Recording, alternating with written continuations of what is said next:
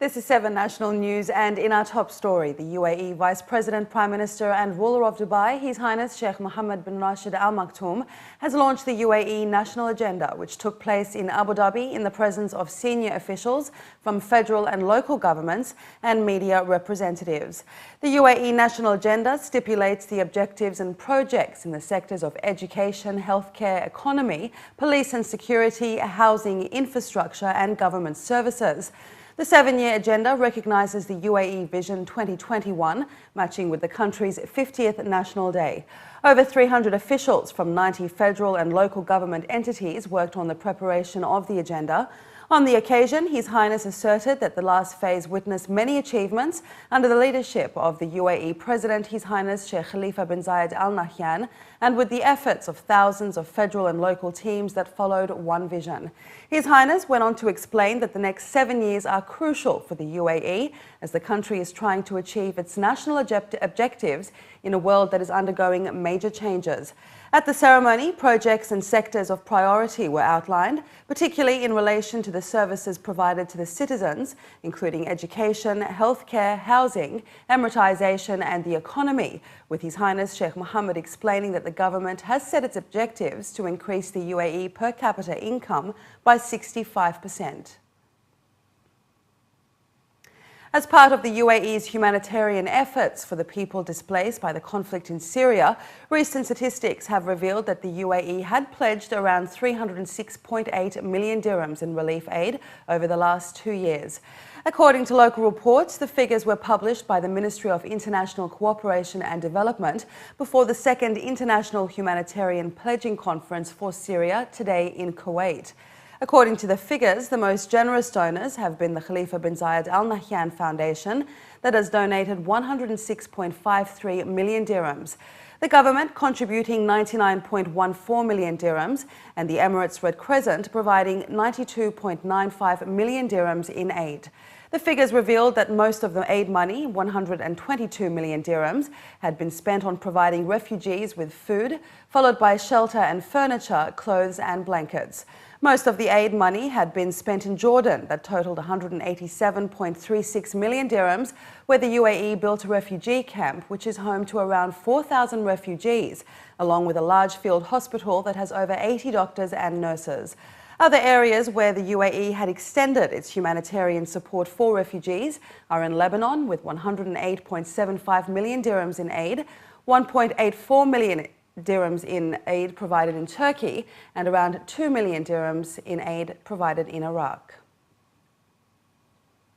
The Roads and Transport Authority, the RTA, has announced that their Accident Investigation Aid project, launched in 2010, has helped reduce accidents caused by bus drivers by 70%. According to local reports, the Accidents Investigation Decision-Making Aid project was the first integrated public initiative investigating bus accidents in the UAE and GCC countries. Through the project, the authorities stated that they have helped reduce accidents caused by bus drivers to 0.52 accidents per 100,000 kilometres in 2013.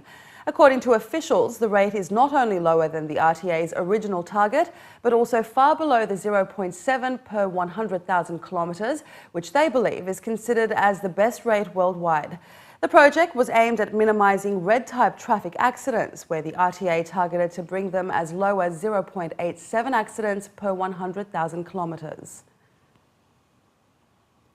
And the 450 million dirham road improvement project in Jumeirah Lake Towers is now complete and is expected to ease traffic congestion.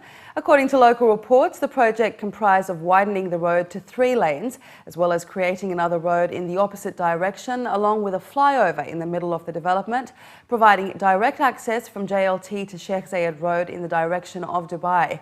Other improvements included the dual carriageway on First Al Khel Road, which provides direct access to the centre of JLT, including multiple entry and exit points for the largest free zone. The construction of the project took 4 years to complete. In other news, the Abu Dhabi Tourism and Culture Authority revealed the highlights of this year's Qasr Al Hosn Festival at the launch of its 2nd edition.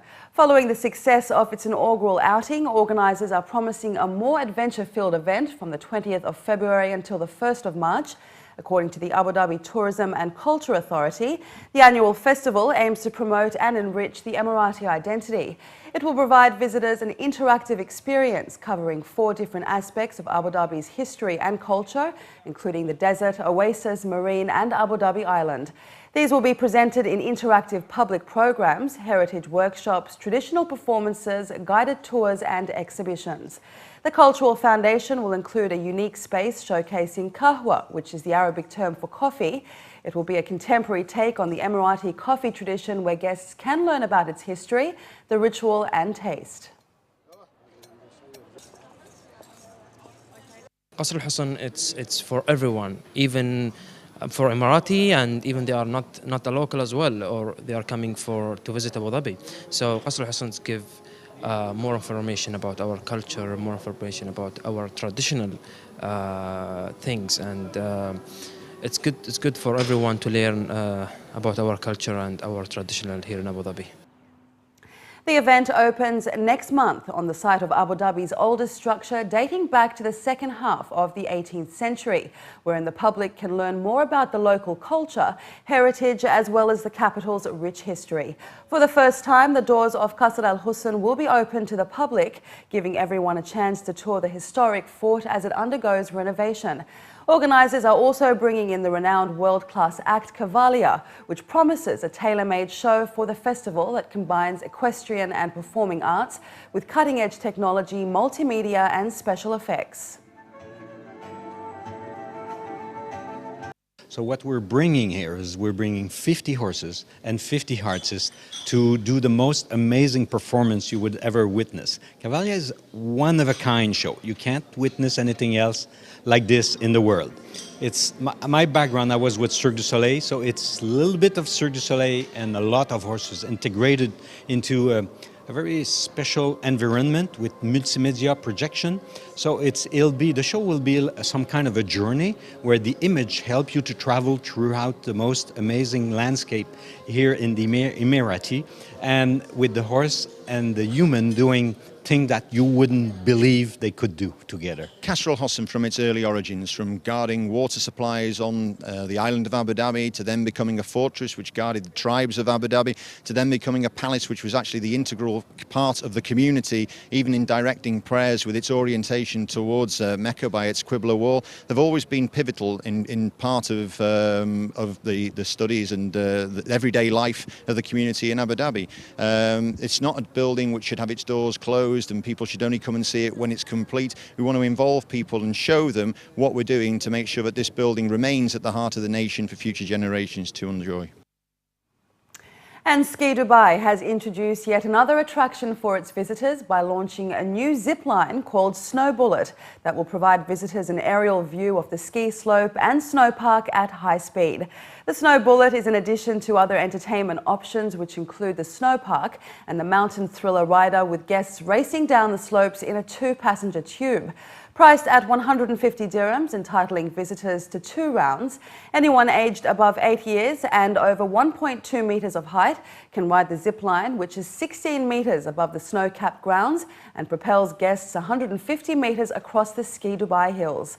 The zip line also has a dual track, allowing enthusiasts to compete against each other. According to representatives from Ski Dubai, the new ride is part of their efforts to continue to create new experiences for the whole family to enjoy. In Ski Dubai, we always claim that you can do something different, and the zipline or the Snow Bullet ride, it's something new for the whole family, so that they can come and try in the sub-zero temperature. So we decided to add something that it would be catered to the whole family. It's a new ride. It's the first indoor and the steepest zip line in the whole world that would be in the sub-zero temperature. So we always want to have something new, and this is based on the vision for Mr. Majid Al Futtaim to create great moments for everyone every day. And finally, in the bulletin, children and the young at heart are in for more treats during the month-long Dubai Shopping Festival as Alice in Wonderland's whimsical tea party comes to the UAE for the first time. The magic of Lewis Carroll's well-loved classic Alice's Adventures in Wonderland debuted on Tuesday at Mirdif City Centre and will continue until January the 18th. Organisers say this is just one of the many surprises they have in store for the public. Set against a fantasy wonderland, it gathered shoppers and families for what promised to be an entertaining performance. The well-loved lead character, Alice, opens the show with a melodic song to welcome everyone. Cheshire Cat, the nervous White Rabbit, the Hatter and the Queen of Hearts also joins her in enchanting the crowd. The inaugural event was marked with a special tea party event for the community. Special guests included children from the Census Centre and the Dubai Women and Children's Foundation. The fun-filled event will also cast its magic at the Dira City Centre from January the 21st to the 30th, with 3 daily shows running at 4:30, 6:30 and 9:30 p.m.